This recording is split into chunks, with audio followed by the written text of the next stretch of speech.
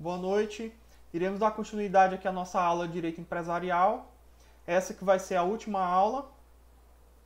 Nessa aula nós vamos encerrar o assunto de títulos de crédito, onde nós vamos analisar os títulos em espécie, né? Os principais títulos, e vamos iniciar contratos mercantis, também encerrando nessa aula. Vamos começar aqui falando dos títulos de crédito em espécie. Começando aqui pela letra de câmbio. A letra de câmbio é uma ordem de pagamento à vista ou a prazo. Constitui-se uma ordem dada por escrito a uma pessoa para que pague a um beneficiário indicado ou a ordem deste uma determinada quantia. A sua existência ela não está condicionada a um contrato em si. É o que a gente falou, uma das características do título de crédito é a abstratoriedade, ou seja, ele é abstrato. O título de crédito é abstrato, não necessariamente precisa existir um negócio para que exista o crédito nele descrito. É um ato unilateral de vontade do subscritor, sendo um documento formal, literal, abstrato e com obrigações autônomas. Aqui são todas as características do título de crédito. Essas características também valem para nota promissória, que vai ser o próximo título que nós vamos estudar. Ela possui a função de papel moeda, ou seja, é a mesma função de dinheiro, só que ela facilita o seu transporte. Por exemplo, numa letra de câmbio pode estar lá o valor de R$1 milhão em um papel só. Facilita o transporte. Ao invés de você estar andando com R$1 milhão, você está apenas com esse documento que vale esse dinheiro. A nota promissória ela envolve basicamente dois sujeitos, o emitente e o beneficiário. Qual que é a diferença da nota promissória da letra de câmbio? É exatamente isso. Porque na nota promissória só existe duas pessoas envolvidas na relação. O emitente e o beneficiário. O emitente da nota promissória ele vai ser a mesma pessoa quem vai pagar, vai ser o mesmo sacado. Aqui no que a gente vai ver. Vai ser o mesmo sacado, a mesma pessoa que emite a nota promissória é a mesma pessoa que paga. Na letra de câmbio, o emitente ele faz a letra de câmbio para que um terceiro pague. Eu coloquei até a diferença aqui embaixo. Na letra de câmbio, são três sujeitos intervenientes. O sacador, dador, é o sujeito que emite a ordem de pagamento. E o sacado, principal obrigado, é aquele que a ordem de pagamento é obrigada. E o tomador, o beneficiário, é a pessoa a favor de quem é emitido. Ou seja, eu emiti a letra de câmbio e entreguei para o beneficiário vai e entrega lá no banco, que é o sacado, que vai receber. Na nota promissória, não. Na nota promissória, eu emiti a nota promissória, eu também vou ser a pessoa que vai pagar. Aqui eu coloquei dois exemplos, mas para vocês verem como são muito parecidas. Aqui em cima nós temos a nota promissória e aqui embaixo a letra de câmbio. Basicamente eles contam com as mesmas informações. O valor descrito, o emitente, a data e o local de pagamento. Com a exceção é que na letra de câmbio tem que constar quem é o sacado. E aqui o que eu considero talvez a mais famosa, né, os mais famosos dos títulos de crédito, que é o cheque. O cheque ele é uma ordem incondicional de pagamento à vista, de uma certa quantia em dinheiro dada com base em suficiente provisão de fundos ou decorrente de contrato de abertura de crédito disponível em banco ou instituição financeira equiparada. Ou seja, ela é uma ordem de pagamento que necessariamente você precisa ter ou fundos em sua conta ou ter um crédito disponível para esse pagamento. E uma observação é que ela é uma ordem de pagamento à vista. Mas aí vocês vão perguntar, professor, mas todo mundo coloca lá quando tem que ser pago o cheque. Para 30 dias, para colocar a data para 30 dias. Esse fato de pré-datar o cheque pré-datado é uma criação do costume. Não existe em nossa legislação um cheque pré-datado. Esse é um dos exemplos, como eu falei para vocês, bem no começo da aula, que os costumes eram uma das fontes do direito empresarial. E nesse caso, é um caso específico que se aplica os costumes. Porque não existe na nossa legislação a previsão do cheque pré-datado. Mas o costume criou essa prática. Inclusive, você pode até... o fato do costume ficou tão forte que se por acaso você botar um cheque para 30 dias e a pessoa descontar o cheque antes disso, você tem até como entrar contra uma ação, entrar com uma ação contra essa pessoa, com base unicamente no costume. Aqui a gente vai falar as partes envolvidas, é o emitente, a pessoa que dá a ordem de pagamento, o sacado, que é o banco ou a instituição financeira que vai fazer o pagamento do cheque, e o beneficiário, que é a pessoa que o sacado deve pagar, a ordem emitida pelo sacador. Os requisitos são divididos em requisitos formais e requisitos materiais. Os requisitos formais é o emitente, o agente, ser capaz, cuja vontade foi livremente expressa, sem qualquer vício, ou seja, ele tem que emitir o crédito estando em pleno gozo das suas faculdades mentais. Por exemplo, se ele estiver embriagado, ele poderá sustar esse cheque e esse cheque poderá ser anulado, ele pode entrar com ação de regresso. Um cheque não pode ser emitido por uma pessoa menor, que é incapaz. O cheque, se você for coagido a assinar um cheque, ele também não terá validade, você poderá provar sua coação e, portanto, não será respeitado um dos requisitos formais para a emissão do cheque. Portanto, ele vai ser considerado, ele poderá ser anulado. E temos os requisitos materiais, que é ter constado a denominação escrita no cheque, com o nome cheque, a ordem condicional de pagar uma quantia determinada, o nome do banco ou da instituição que deve pagar, a indicação da data e do lugar da emissão e a indicação do lugar do pagamento, a assinatura do emitente ou de seu mandatário como poderes especiais. Perceba que ele até fala que deve indicar a data e o local da emissão, mas não tem nos requisitos a data do pagamento, exatamente porque o cheque é uma ordem de pagamento à vista.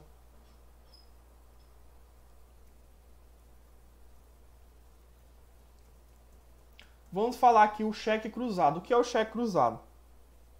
Vou voltar até na imagem do cheque aqui para vocês verem na prática. O cheque cruzado é quando você faz essas duas linhas aqui na frente do cheque. Duas linhas paralelas na frente do cheque. Essas linhas, elas garantem que o cheque obrigatoriamente terá que ser depositado numa conta. Ele não poderá, a pessoa não pode apresentar o cheque no caixa e receber o dinheiro. Ele terá que obrigatoriamente depositar em sua conta o cheque. Olha só o que fala aqui. Possibilita a identificação do credor e só poderá ser pago via depósito em conta. Aí ele fala aqui as modalidades de cruzamento. O cruzamento ele poderá ser geral, dois traços paralelos no anverso. Foi o que a gente viu ali em cima. Anverso nada mais é do que a frente do cheque, que anverso é o contrário de verso. Especial, serão 3 traços, com a figura que terá que passar obrigatoriamente em cima da figura do nome do banco.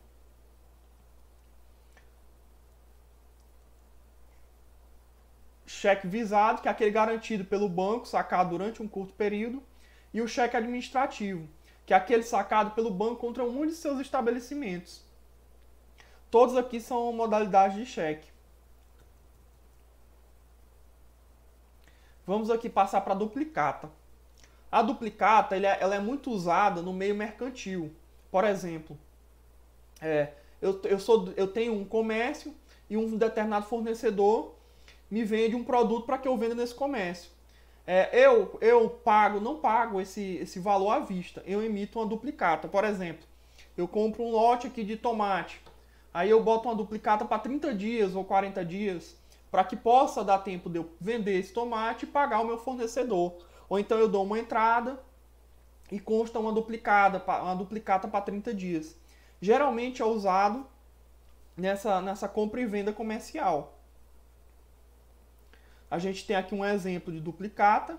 a diferença em relação aos outros títulos de crédito é porque nela, obrigatoriamente, tem que ter um negócio, um contrato jurídico anterior. No caso, a compra e venda. Veja só, temos o credor, o valor, o número do título, a data de emissão, o vencimento, o nome do sacado, que é o devedor, o valor deve contar por extenso, o espaço para o aceite do devedor. Basicamente, essa é a diferença dos demais títulos de crédito. E aqui, essas legendas que eu acabei de ler para vocês, nome do credor, valor, número do título, data de emissão, vencimento, valor por extenso, devedor, praça de pagamento, espaço para o aceite, todos esses são requisitos essenciais. Olha só aqui os requisitos essenciais. A denominação da duplicada, a data de sua emissão, o número de ordem, o número da fatura, a data do vencimento ou declaração de ser duplicata à vista, o nome e o domicílio do vendedor e do comprador, a importância a pagar em algarismos e por extenso, a praça de pagamento, a cláusula à ordem, a declaração do recebimento de sua exatidão e da obrigação de pagá-la a ser assinada pelo comprador como aceite cambial, e a assinatura do emitente. Uma observação aqui interessante para fazer em relação a todos os títulos de crédito é que se houver um erro na hora de digitar o valor, o que vai valer é o valor que está descrito por extenso e não o valor numérico. Por exemplo, se eu acabei botando uma duplicata no valor de R$10.000 por extenso, mas está no valor numérico o valor de R$1.000, eu acabei esquecendo um zero. O que vai valer é o valor que está escrito por extenso. Terminamos aqui, faltava bem pouca coisa mesmo para terminar títulos de crédito, a gente já tinha falado basicamente quase tudo na última aula. E nós vamos entrar agora nos contratos, no assunto de contratos mercantis. O primeiro que nós vamos estudar é a compra e venda mercantil. A compra e venda, ela trata-se de um negócio jurídico bilateral, pelo qual o vendedor transfere a propriedade de uma coisa móvel ou imóvel ao comprador mediante o pagamento de um preço. Os requisitos gerais de uma compra e venda são 3, que é o bem, o preço e o consentimento. Ou seja, o bem é a coisa que vai ser vendida, podendo ser ela móvel ou imóvel, o preço, que é o valor que será pago por essa coisa, e o consentimento, que é a vontade expressa das partes, que como nos títulos de crédito também não podem haver vícios, tem que ser livre e desimpedida. Não pode haver coação, não pode haver nenhum tipo de vício de vontade. Além desses 3 requisitos, lembrando que esses requisitos são os requisitos gerais da compra e venda, há 2 requisitos especiais no caso das compras e vendas mercantis. Eu coloquei aqui, até errei aqui, era para ser nas mercantis. O comprador, ao revender a coisa comprada, ele tem que visar o lucro. Se ele não visar o lucro, não é considerado um contrato mercantil. Bem como, pelo menos, o comprador ele deve ser empresário. Por exemplo, pode haver uma compra, um mercado, que é um empresário, né? Pode comprar de um fornecedor, que é outro empresário. Porém, esse mercado ele também pode comprar mercadorias de um artesão ou de um artista, como a gente viu, não é atividade empresária. Então, nesse caso, só é necessário apenas o comprador ser empresário para caracterizar a compra e venda mercantil. Aqui a apostila ela nos trouxe as cláusulas incontermes. Agora o direito empresarial começa a ter vários termos em inglês. Devido ao comércio internacional, esses termos acabaram adentrando no direito empresarial brasileiro. Essas cláusulas incontermes nada mais são do que garantias que o vendedor faz ao comprador. Elas são comumente usadas nos contratos internacionais. Com relação ao compra e venda mercantil, tanto o valor do bem adquirido quanto as despesas são incluídos no preço, que às vezes podem ficar por conta do comprador. Entre as cláusulas mais famosas que determinam a responsabilidade sobre as despesas, podemos destacar. É porque, como existem essas garantias, o vendedor ele acaba embutindo o preço dessas garantias no preço final do produto. Por exemplo, Aí nós temos aqui a FCA, que é Free Carrier. Eu peço até desculpa aqui pelo meu inglês, né? Significa que caberão ao vendedor todas as despesas até a entrega das mercadorias na empresa transportadora indicada pelo comprador. Tem a FAS, Free Alongside Ship, significa que caberão ao vendedor as despesas de transporte até determinado porto indicado pelo comprador e a partir dali as demais despesas ocorrerão por conta do comprador. Nesse caso aqui, ele se responsabiliza por todas as despesas até chegar no porto. Adentrando no porto, já fica todas as responsabilidades por conta do comprador. E tem a FOB, que é Free On Board. Significa que caberá ao vendedor todas as despesas do transporte até determinado navio indicado pelo comprador e a partir dali. As demais despesas ocorrerão por conta do comprador, ou seja, o vendedor ele vai se obrigar a deixar a mercadoria dentro do navio. Somente depois que estiver dentro do navio, é que ele não vai mais se responsabilizar pelas mercadorias. Não são só essas três exemplos de cláusula Incoterms. Nós temos mais de 20, mas essas são as mais utilizadas, são as principais. Para nós, basta a gente saber essas três aqui. Uma outra curiosidade é que essas cláusulas elas não são obrigatórias. Você não é obrigado a fazer essas compras para fazer uma venda internacional. Porém, quando você adota uma dessas cláusulas, você fica obrigado a cumpri-las.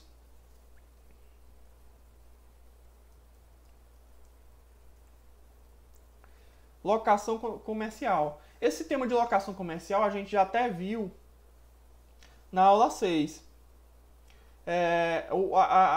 Aqui a gente só vai fazer um resumo do resumo já, porque já foi falado. Aqui ele fala na aula 6, porque é na aula 6 da apostila.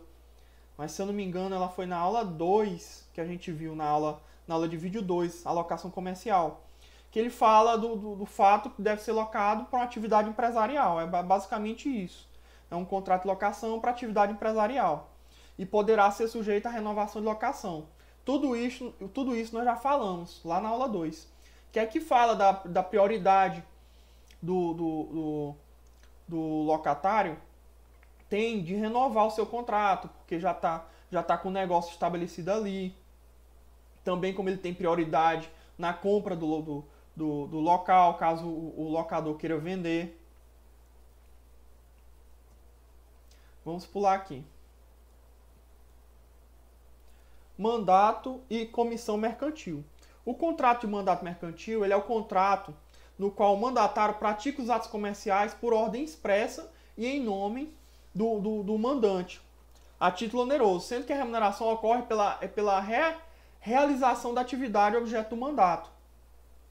E a comissão mercantil é o contrato pelo qual o comissário, realiza um negócio mercantil em nome próprio, mas por conta de outra pessoa comitente. Para isso, recebe uma comissão. Por exemplo, no contrato de mandato, ele está lá e vai fazer a compra, vai fazer a venda de um produto. Essa remuneração ela ocorre pela realização da atividade e não pelo tanto que ele vendeu, por exemplo. No caso da comissão, quanto mais ele vender, maior será a sua comissão. A principal diferença é essa.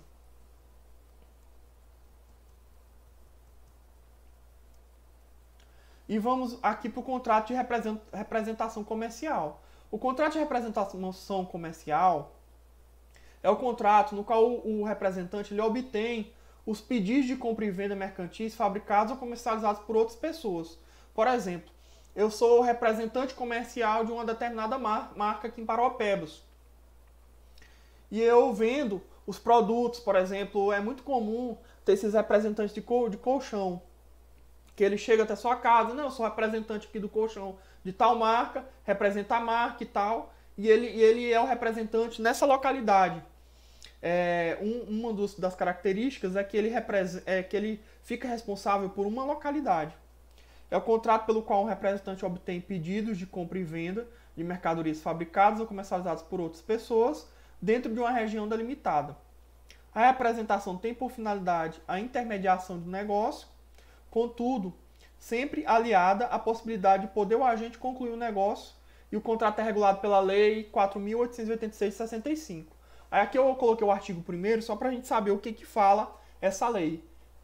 No artigo 1º dessa lei ela fala: exerce a representação comercial autônoma a pessoa jurídica ou física sem relação de emprego que desempenha em caráter não eventual, por conta de uma ou mais pessoas, a mediação para a realização de negócios mercantis, agenciando propostas ou pedidos para transmiti-los aos representados, praticando ou não atos relacionados com a execução dos negócios. E aqui nós temos uma observação importante que fala em relação ao vínculo empregatício. Porque a atividade do representante é uma atividade autônoma, de tal modo não há vínculo de empregatício entre o representado e o representante. Gente, a apostila não trouxe, mas é importante a gente saber. Isso é a regra. Em regra, não há vínculo empregatício entre o representante e o representado. Ou seja, se eu sou representante de uma determinada marca aqui em Parauapebas, faço venda do produto para essa marca. Não há vínculo de emprego. Um bom exemplo disso aqui é nos casos de corretores de imóveis. Por exemplo, eu tenho uma empresa de corretor de imóvel e eu vendo imóveis de uma construtora, por exemplo. No caso, eu represento os bens, a venda dos bens dessa empresa, mas não há o vínculo empregatício. Porém, se ficar caracterizado os requisitos do vínculo empregatício, nesse caso, poderá caracterizar esse vínculo, ou seja, o representante, se ele tinha os requisitos, são 5 os requisitos do vínculo de emprego, se ele preenche todos os requisitos, ele poderá buscar na justiça o reconhecimento desse vínculo. Quais são os requisitos? A habitualidade, que é o fato dele estar praticando aquela atividade todos os dias, que de fato isso já tem, é um dos requisitos que já tem que pode existir no contrato de representação. Onerosidade, ou seja, ele tem que receber uma contraprestação. Então, se ele é representante comercial, mas ele recebe todo mês um valor, um salário, isso já é um dos requisitos do vínculo empregatício.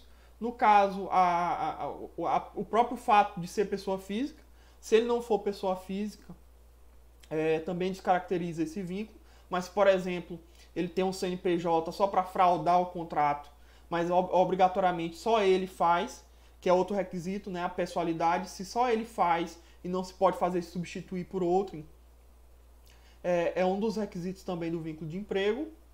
No caso, pessoa física e habitualidade. E o último requisito, que é a subordinação. Se, por exemplo, há um controle de jornada, se ele faltar, ele recebe alguma penalidade. Se ele obedece às ordens, do representado, está presente todos os requisitos do vínculo de emprego. Então, mesmo que o contrato de representação não gere vínculo empregatício, se preencher todos os requisitos previstos na CLT, que foram esses que eu falei, ele poderá, na justiça, conseguir reconhecer o seu vínculo empregatício. Como eu falei aqui, a área de atuação, o representante atua em uma região delimitada, que deve estar expresso no contrato de representação. Além disso, deve estar estabelecida a exclusividade ou não do representante. Caso o contrato seja omisso em relação a esta última, presume-se-á que o representante é exclusivo, o que impede que o representado negocie mercadorias nesta área sem a participação do representante, devendo obrigatoriamente pagar as comissões que lhe serão devidas.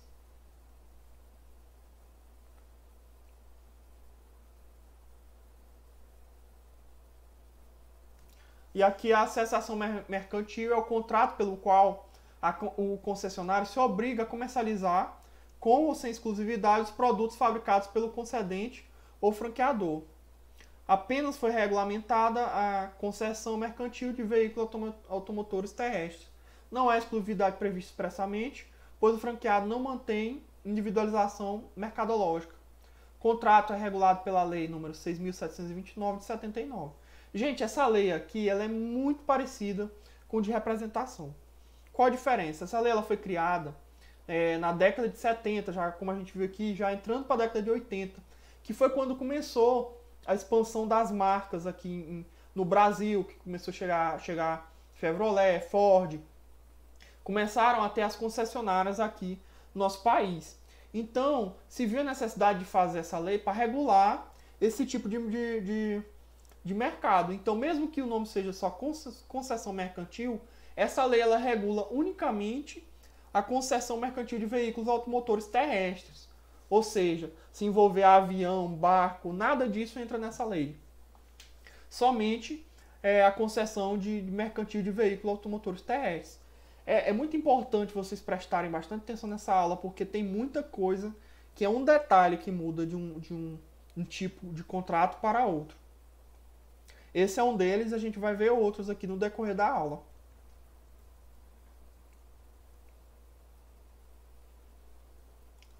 E vemos aqui o arrendamento mercantil.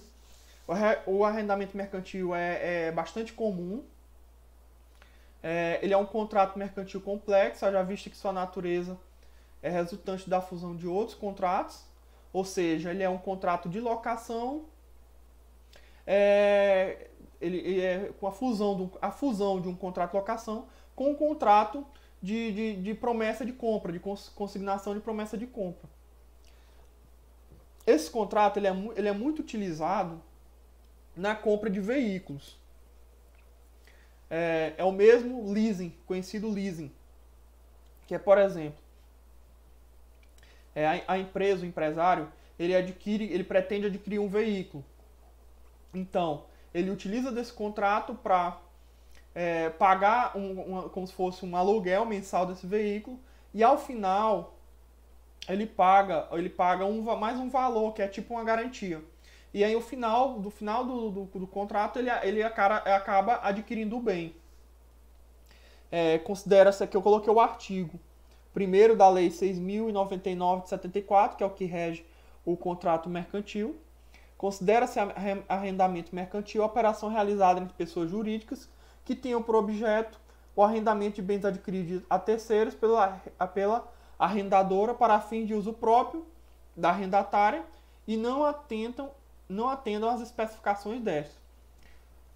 Aí aqui, como eu falei, assim, o leasing é um contrato pelo qual o arrendatário deseja utilizar determinado imóvel ou equipamento, consegue que uma instituição financeira o adquira e depois o alugue por um prazo determinado, tendo interessado ainda ao final do contrato 3 opções: a devolução do bem, a renovação do contrato ou a compra do bem pelo preço residual fixado no momento inicial do contrato. Esse preço residual ele pode também, nesses contratos, ficar já diluído durante as parcelas. É muito comum se fazer isso. Ou então pode ficar para ser pago somente no final mesmo. E nós temos aqui diversas modalidades. Na verdade, nós temos três modalidades de leasing. 3 modalidades, basicamente. O leasing financeiro, que é o chamado leasing puro, que é o que a gente que é o básico do contrato de arrendamento mercantil, que é o vínculo obrigacional, se estabelece entre uma instituição financeira, uma pessoa física ou jurídica, e constitui a modalidade de arrendamento mercantil, mais comum nos negócios jurídicos brasileiros. A empresa de leasing arrendadora, ela adquire o veículo e ela aluga para a pessoa, e essa pessoa, ao final do contrato, ela pode pagar aquele valor residual e adquirir o bem. E nós vamos aqui, temos o leasing operacional.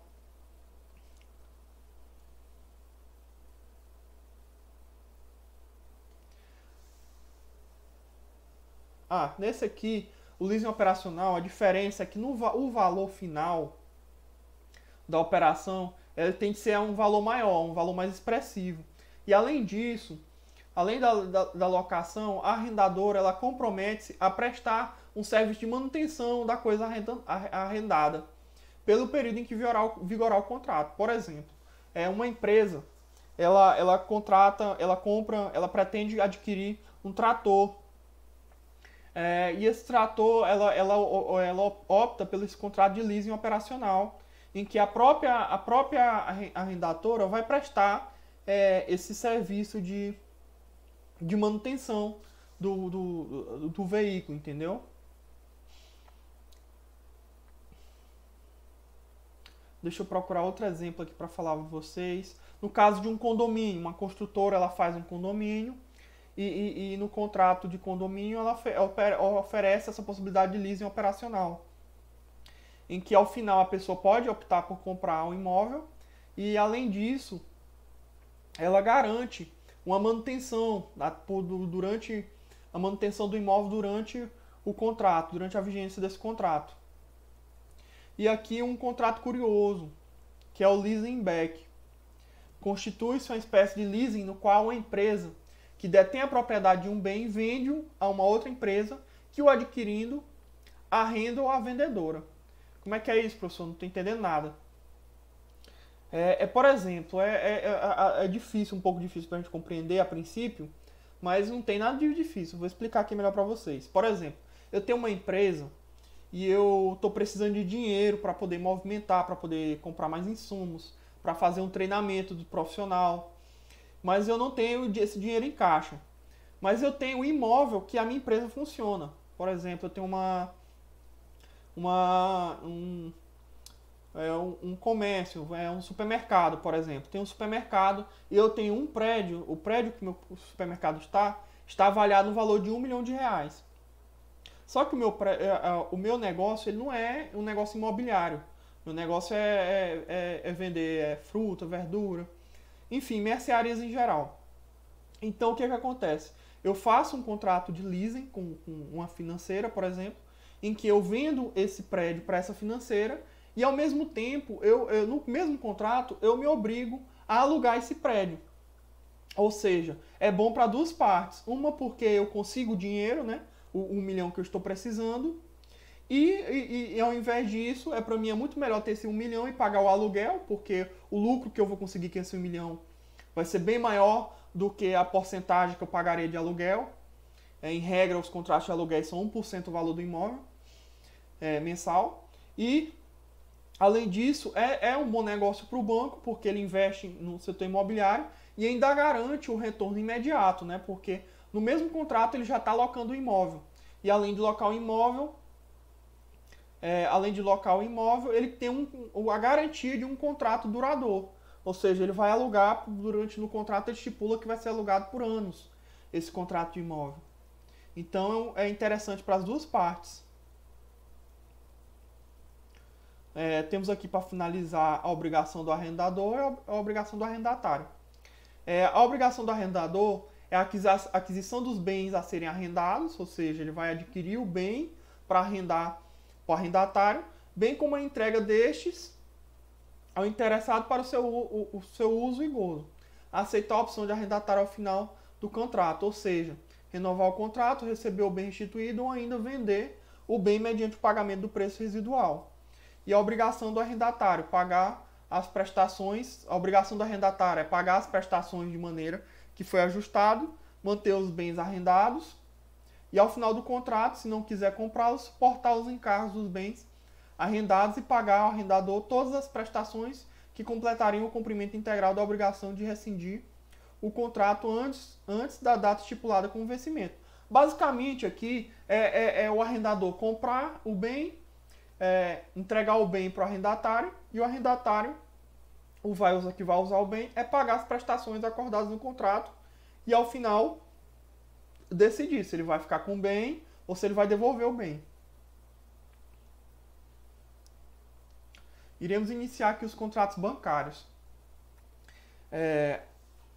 Eu vou dar um pulo aqui no assunto para a gente falar de um contrato que é muito parecido com esse contrato de arrendamento mercantil, muito parecido com o leasing, que é o contrato de alienação fiduciária. Vou pular aqui, o depósito bancário e o mútuo bancário. Não vou nem pular não, porque esses dois são muito simples.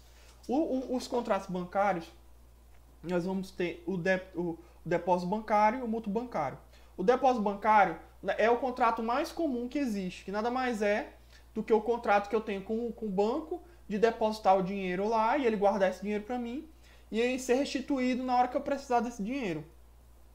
E o mútuo bancário é um contrato em que a instituição financeira determina uma quantia em dinheiro mutuário, que se obriga a restituir o valor emprestado com juros e os demais encargos contratados.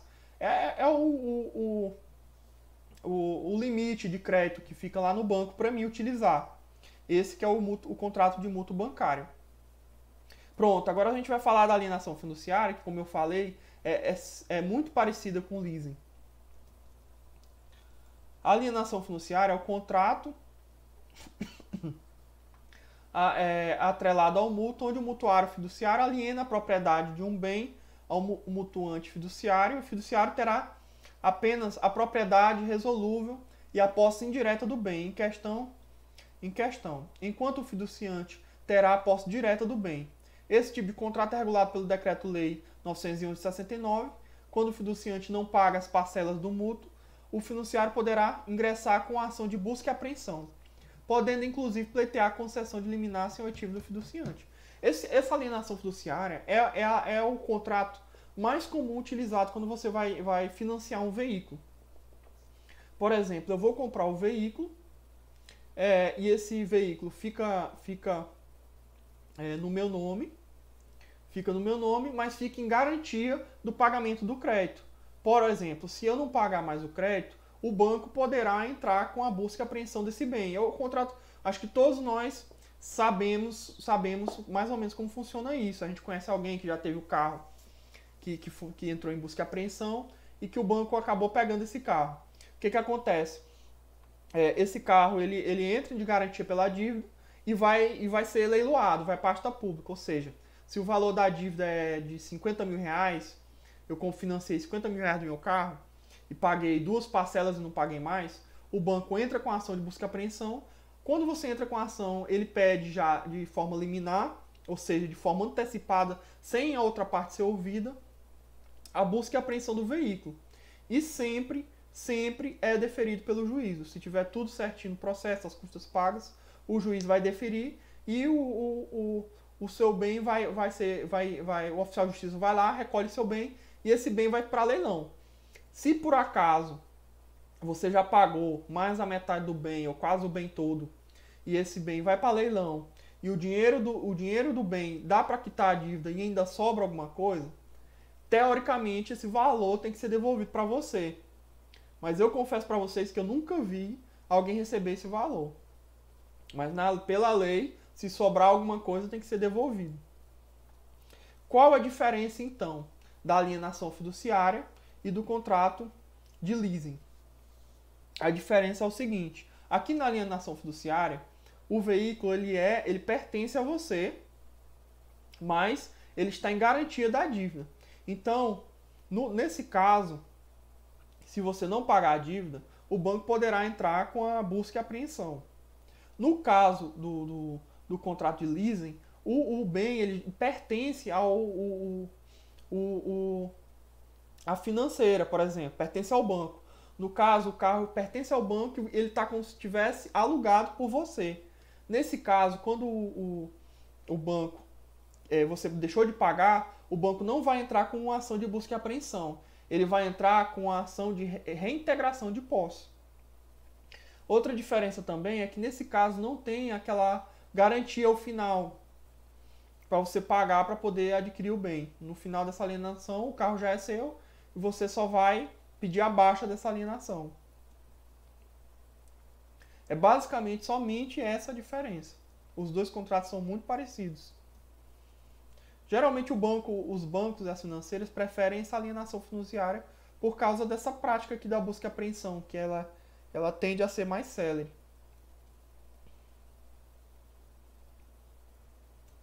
E vamos aqui para o contrato de desconto bancário. O contrato de desconto bancário, ele nada mais é do que quando eu busco uma instituição financeira para ter um adiantamento de um crédito. Por exemplo, eu fiz a venda por meio de uma duplicata, de uma mercadoria. E constou nessa duplicata que o pagamento será feito no prazo de 30 dias. Eu pego essa duplicata, vou no banco, e, por exemplo, se era R$1.000, por exemplo, eu entrego essa duplicata no banco, né? É como se eu vendesse esse crédito para o banco, e o banco me adianta esse valor de R$ 950. No caso, ele ganhou R$ 50 em cima do meu crédito. Esse desconto bancário ele também é muito parecido, vou pular aqui, com a fatorização. Depois eu volto para as outras. Na fatorização, ele é o contrato pelo qual o fatorizador adquire os direitos decorrentes do faturamento, compra e venda de mercadorias ou prestação de serviço, do fatorizado por meio da cessação de crédito. Ou seja, o fatorizador adquire os títulos de crédito do fatorizado, sendo que em ambos os casos o fatorizado responde pela existência da dívida e não pela garantia da obrigação. Aí vocês vão pensar, professor, é a mesma coisa, mas tem uma diferença. Qual a diferença? No contrato de desconto, se por acaso o devedor ele não paga o valor contido no crédito, o banco poderá ingressar contra a minha empresa, no caso a empresa que vendeu, para poder receber esse valor. Já no caso do contrato de fatorização,